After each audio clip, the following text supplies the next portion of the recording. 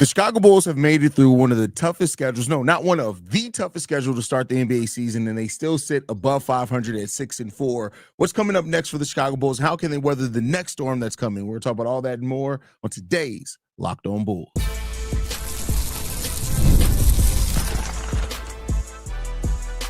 You are Locked On Bulls, your daily Chicago Bulls podcast. Part of the Locked On Podcast Network, your team every day. Yeah, clearly some kinks still got to be worked out on that. Yeah. Because I shouldn't hear that double. But thank you guys for tuning in to another episode of Locked On Bulls. Remember the Locked On Podcast Network, where it's your team every single day. That's Pat, the designer, host, and creator of the Windy City Breeze, and host of the Chicago Bears podcast over at ESPN 1000. I'm Hayes, host and creator of Chicago Bulls Central, Chicago Bears Central YouTube pages and podcasts. Today's episode is brought to you by FanDuel. Right now, new customers can bet just $5, and if your bet wins, you get $300 in bonus bets to use across the app. Just head to FanDuel.com to get started. Pat, bro, how you feeling, man? I'm all right, man. I'm all right.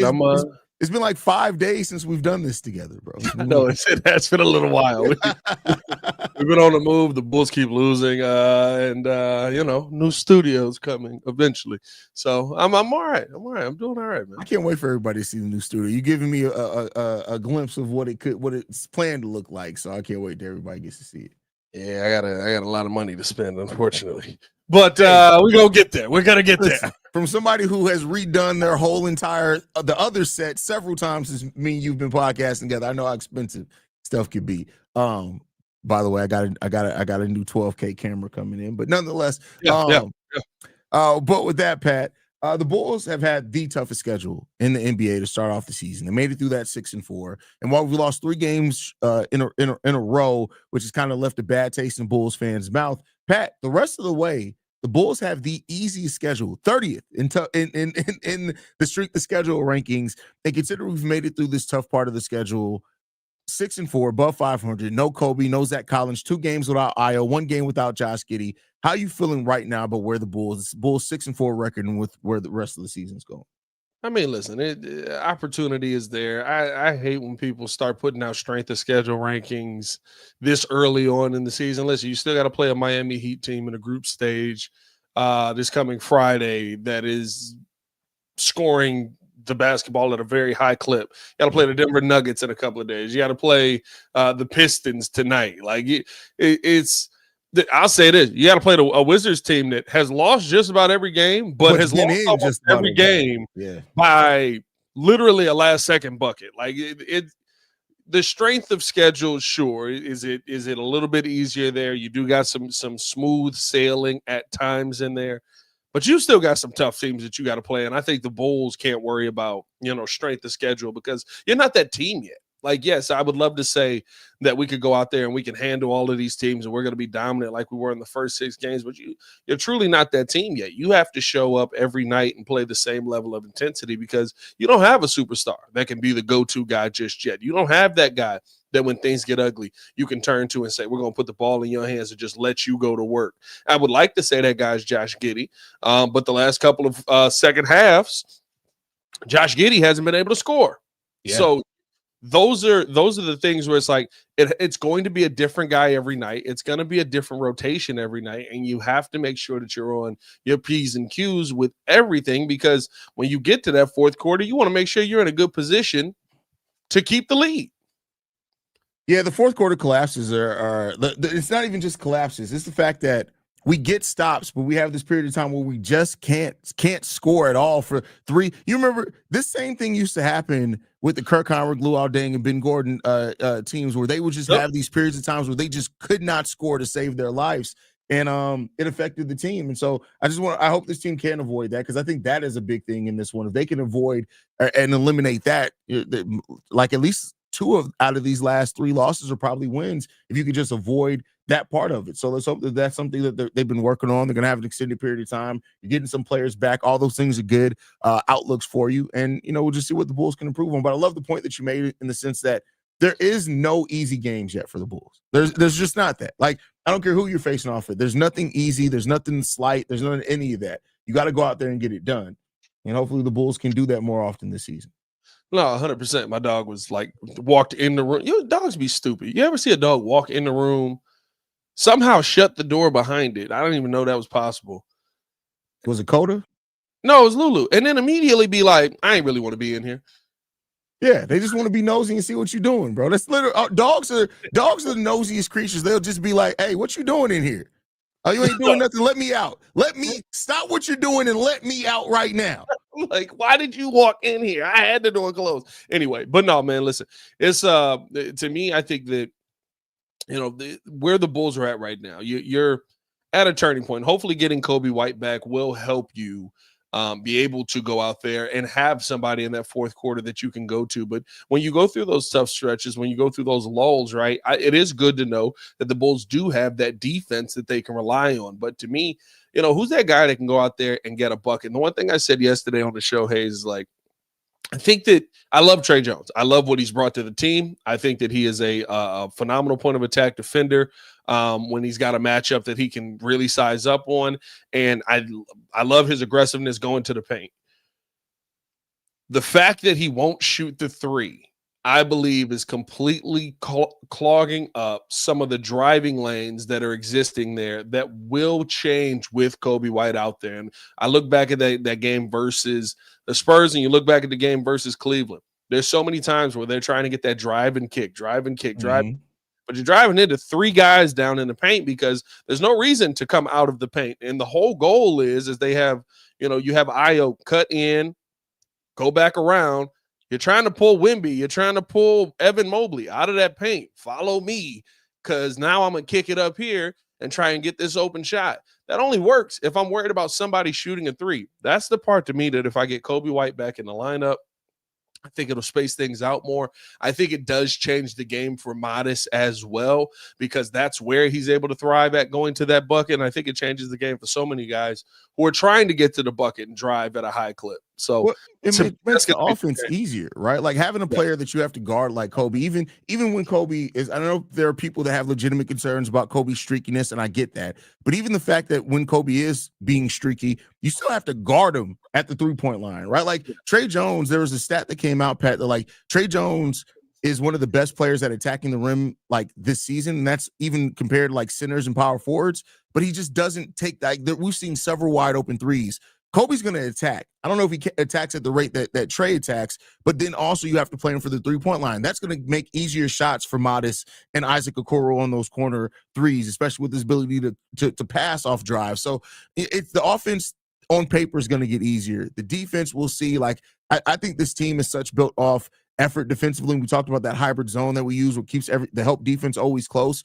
Yeah. There's going to be a drop off because Coby's not nearly the point of attack defender Trey is, but for the offensive upside of it, I think that's going to help tremendously for sure. Yeah, but I think even with that, right, like if there is a drop off, it's not going to be massive, because truly it's just about being in the right spot and being aggressive, being assertive, right? Like Coby can do that on defense. It's not about being an elite defender. I wouldn't look out at the defensive players that we got out there and be like, wow, look at these lockdown guys, right? Kevin Huerter maybe for a possession, but I don't want Kevin Huerter one-on-one with nobody the entire game. But you're seeing defenses the defense of these guys be able to increase just because of the effort, understanding the system, and being in the right spot. Sometimes that's all it takes.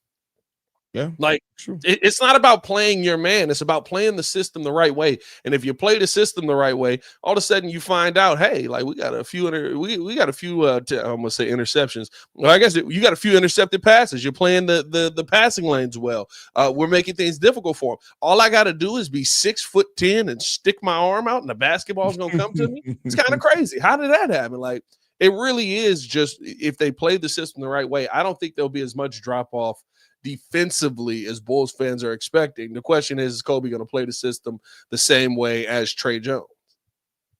Yeah, and I mean, and that is the question when it comes down to that. And Coby White, I think if we look at the finish of last season, which this Bulls team is definitely built off on, there's signs that he'll be perfectly fine. Like we saw him and Josh Giddey. We were a top 12 defense over the last month and a half of the season with Coby White being the starter. So you have those things. So we'll continue to see it. But I'm really excited about the finish of the season. Well, not finish, to go to the next phase of this season. We made it through the first 10 games above 500. Pat, I believe, and correct me if I'm wrong, but that was part of the thing that we said coming into the season. Can you make it through the first 10 to 12 games at 500 or above. Bro, there And was at some that people, point, we were looking at just at 500. hey, bro, there was some people that was sitting here looking at the Bulls like, yo, the Bulls might really go 0-10. Yeah, there were. Like it was like, I don't believe in this team. The Bulls might go 0-10. I was like, 0-10 is crazy. But like, if you can get the 5-5, we doing good. You're sitting at 6-4. You got a better start to the season than most have. And I think to me, that's something to hang your hat on now. Now go back out there and get yourself back in the winning column. Yep, and that hopefully happens tonight against the Detroit Pistons. But we are going to continue the conversation. We're going to talk about Coby White and him nearing that return. We're going to get into that, but first got to get into a message from a couple of our sponsors, and the first one being FanDuel. The NBA is back, and there's no better place to get in on the action than FanDuel, official sports betting partner of. Here we go. It's weird now because of the thing. I don't know. Yeah, even if you missed the start of the game or want to ride the hot hand, FanDuel has live bets on everything from who will score the next 4 quarter comebacks. Plus, you can even combine your live bets into a same game parlay for a shot at a bigger payout. It keeps every game exciting, especially when your team is making that late push. Right now, FanDuel is giving customers $300 in bonus bets when your first $5 bet wins. So head to FanDuel.com to sign up and play your game with FanDuel, the official sports betting partner of the NBA. I also got to talk to you guys about Built. Nobody likes paying rent, but if you must, you might as well get something for it. That's where Built comes in. Built is changing the game by turning your rent payment into real rewards you can actually use. When you pay rent through Built, you earn flexible points that can be redeemed toward hundreds of hotels and airlines and a future rent payment, your next Lyft ride, and more. But Built isn't just about rent. It's about rewarding you around your entire neighborhood. I love that with Built, your rent finally works for you. You're earning points every month on something you already have to pay. Whether I'm grabbing food at my favorite local restaurant or heading to the gym, I am still earning rewards. Built has made everyday life feel more rewarding, from your neighborhood to your travel plans. Turn your rent into rewards and start earning points around your neighborhood by going to joinbuilt.com/LockedOnNBA. That's JOINBILT.com/LockedOnNBA. Make sure to use that link so they know we sent you. More Locked On Bulls coming up next. They're going to have to get that together. Hey, I'm not a fan. But you know what? I just checked. The vertical stream isn't going out anyway. I know. So I looked at it while we were on. I don't get it. I don't get it. I wonder if it's only because we try to send it. We having a tech conversation over about that. We're trying to send it to YouTube. I wonder if that's only for like sending it to Instagram and TikTok and stuff. Maybe, who knows? I mean, but I don't think you can set a different destination. Nonetheless, it is what it is. But Pat, Coby White's getting closer. I know we touched on it a little bit. Coby White getting closer to a return. You talked about it yesterday. He did a short stint down with the Windy City Bulls. Really? Where he did one practice. And Billy Donovan said the whole point of that was to evaluate how he responds to actual live in-game stuff. We haven't heard anything back. I would imagine we're probably in the pregame presser. He's going to talk a little bit about it. But they were eyeing the West Coast trip, which starts the next game, which is, do we not play again till Saturday? Sunday? We got tonight, and then we have our next game on. Hold on, give me a second. Sunday, November 16th. So we got tonight versus the Pistons. We don't got another game till we play the Jazz. What a weird stretch. Yeah, very weird stretch. But because the Bulls don't play another game for a while, that's going to give him, more of that opportunity to be able to get out there for that game, like they're hoping he's going to be able to do.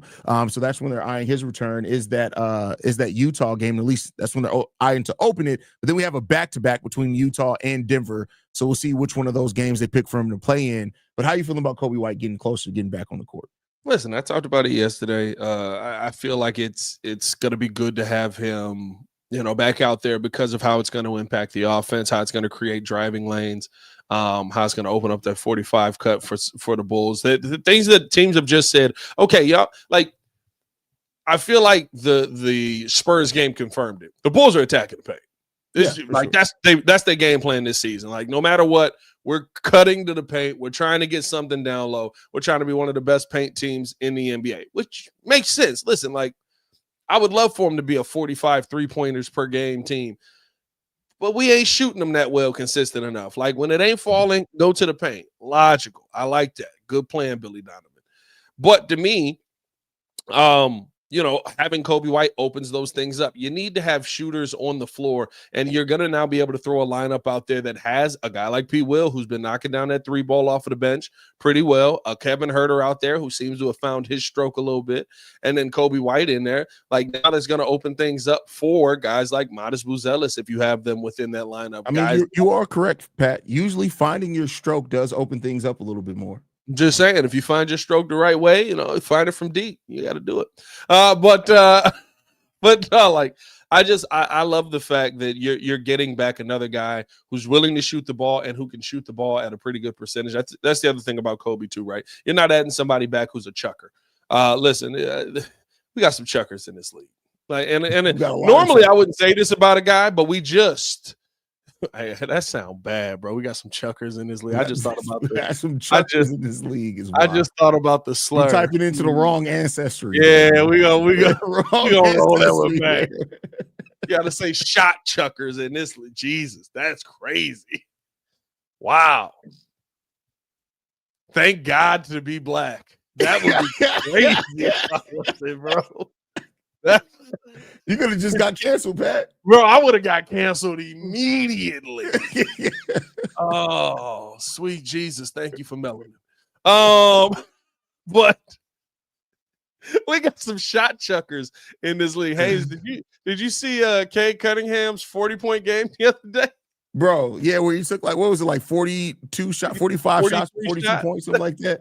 Crazy, bro. You got some shot chuckers in his league. You know what I mean? And normally he's not one of them. They were missing everybody, though. Somebody had to take those shots. Yeah, like a Trey Young, right? Like, there are guys that are willing to just throw the basketball up there and be like, oh, I missed. Oh, well, let's go down on the other end and try and get it back.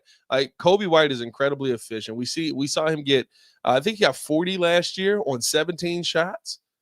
Like, he's an incredibly efficient scorer, and adding that back into the lineup, I think, opens so much up for the Chicago Bulls team. Absolutely.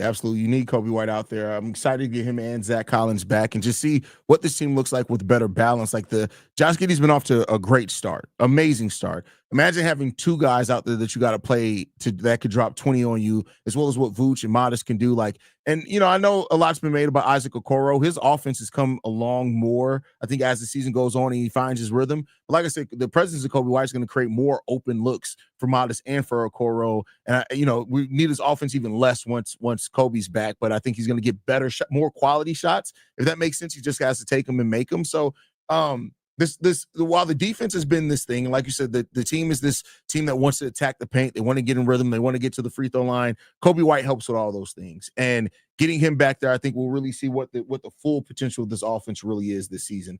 Because I know there's been some knock, and Billy Donovan does deserve some criticism over decision making in the last two games. But we got to be clear: Billy Donovan's coached a pretty damn good offensive system for the majority of this season. No, yeah, listen, there's downtimes in the NBA season. They're still trying to figure out who's going to be consistent and who's not, right? At the beginning of the season is everybody being excited, everybody being locked in, everybody ready to go. And then you start getting some coaching, and then you start getting, hey, we got to ask you to do this. Hey, we need you to take over this role. Hey, we need you to step up here.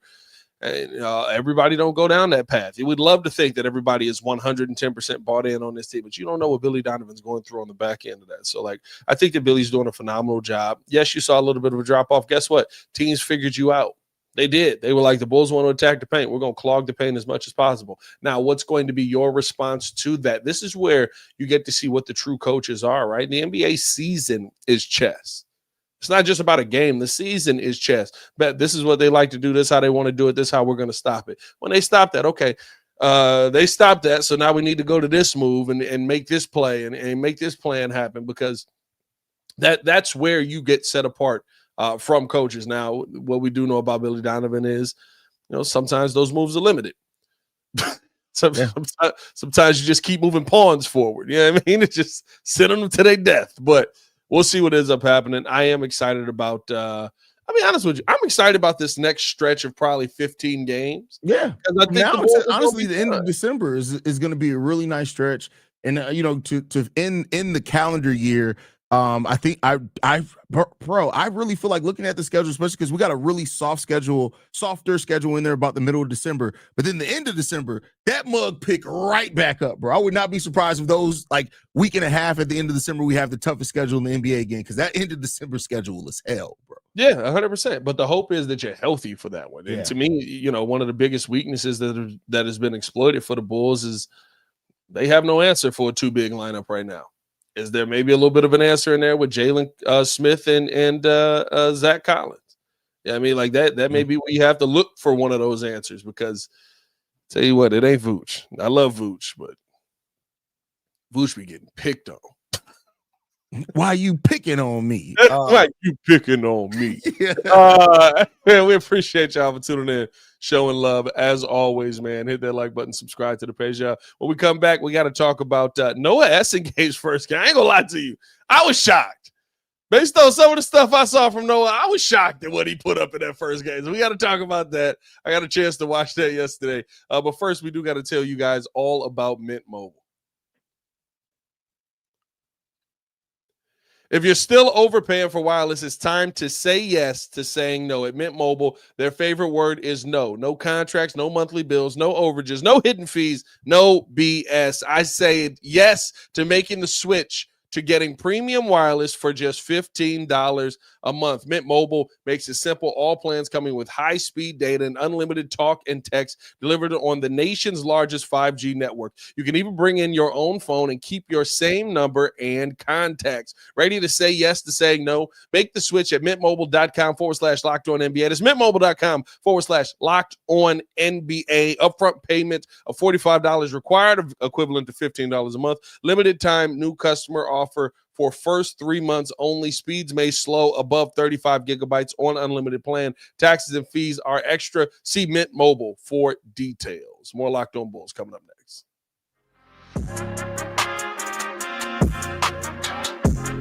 All right, Pat, before we get up out of here, man, we got to talk about Noa Essengue. I think me and you both agreed that Noah's best chance for minutes by the end of this season would be to go down to the G League, and he has to consistently show, hey, this level of competition isn't nothing to me.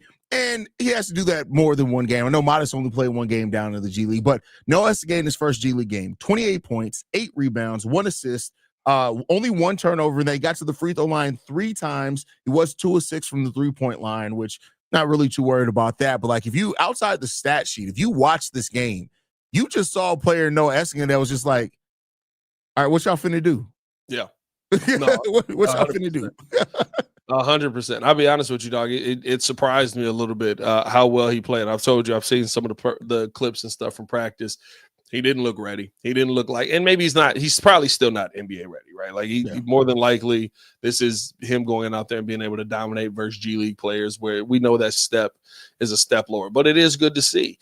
The question is he going to be Modest Buzelis, or is he going to be Bronny James? You know what I mean? Like, that's when you get back up at the NBA level, what level of competition are you going to be ready for? But I thought last night, the one thing that I left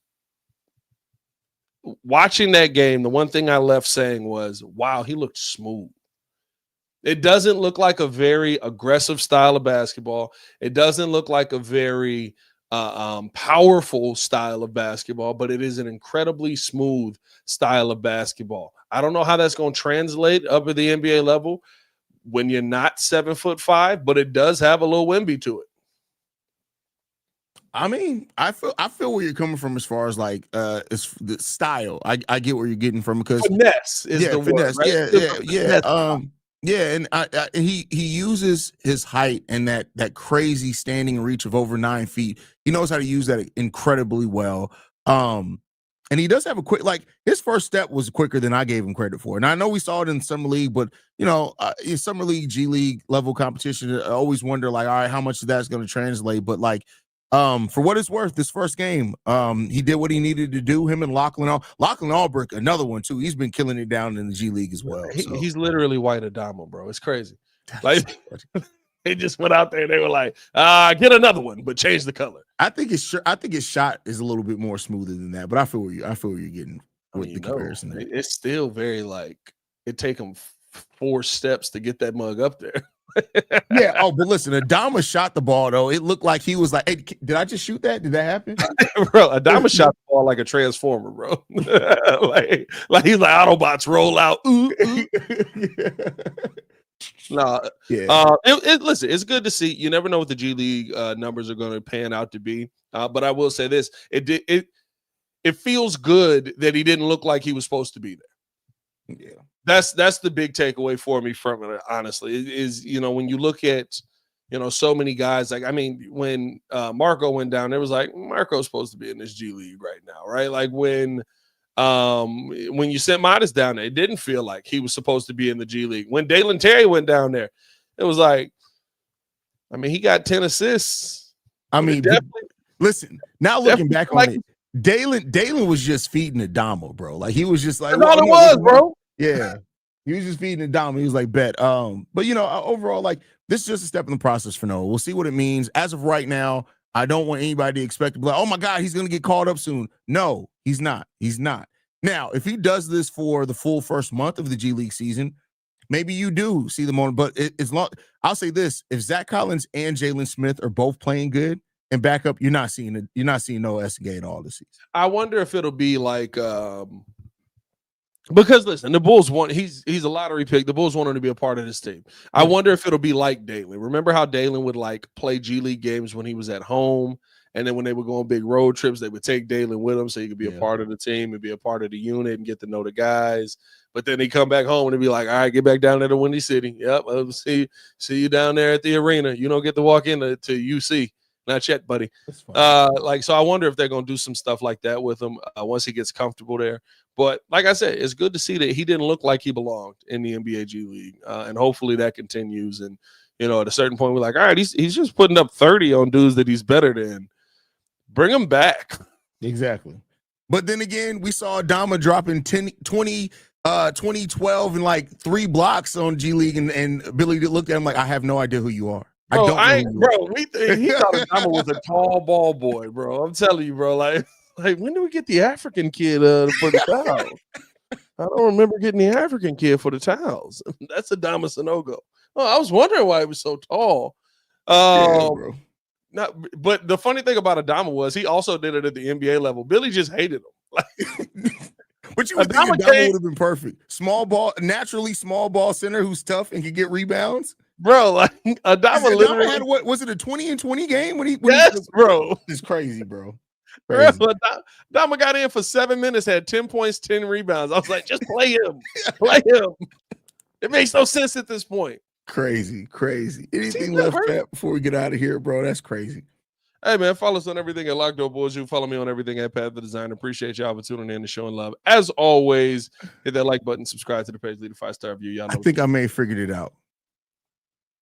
But I'm not going to say it. Thank you guys for tuning in, man. You guys can follow me at CEO Hayes. Locked On Bulls is free and available on every podcasting app and platform of your choice, as well as YouTube, the Odyssey app, Amazon Fire TV, Roku TV, Fubo TV, basically anywhere you want it. You guys can get it. We'll see you guys We'll see you guys tonight after the game, actually. Peace, y'all. Billy Donovan is a colorist. He only plays light skin. Locked On Aldrich gonna be up in 10 games.